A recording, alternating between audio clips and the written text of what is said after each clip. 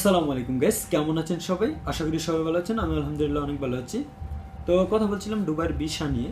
আপনাদের মনের মধ্যে অনেক ধরনের প্রশ্ন থাকে যেগুলো আমাদেরকে কমেন্টের মাধ্যমে আপনারা জানান। তো কথাটা হচ্ছে যে দুবাইয়ের লেবার ভিসা, দেখেন দুবাইয়ের লেবার ভিসা আজ থেকে 1 বছর আগে বন্ধ করে রাখছিল দুবাই সরকার। তো এখনো বর্তমানে বন্ধ আছে।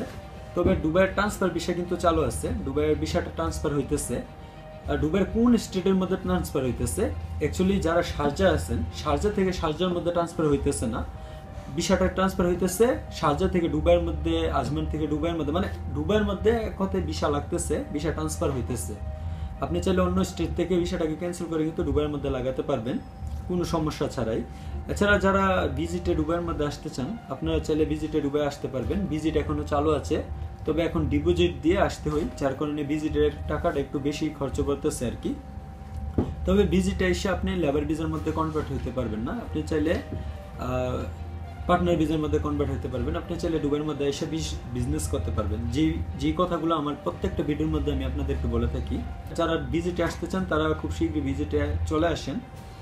ডিপোজিট দিয়ে আসতে হবে, আমি বারবার বলতেছি ডিপোজিট দিয়ে আসতে হবে। আর ভিসা ট্রান্সফার হইতেছে, তবে লেবার ভিসা বর্তমানে কিন্তু লাগতেছে না। লেবার ভিসায় কেউ আসার চিন্তা ভাবনা করবেন না। হ্যাঁ, আরবির ঘরের ভিসা কিন্তু আবার ডাইরেক্ট হইতেছে। কোনো আরবি যদি আপনাকে ডাইরেক্ট ভিসা দিই, অবশ্যই আপনাকে দিতে পারে, আপনি কিন্তু আসতে পারবেন কোনো সমস্যা ছাড়াই।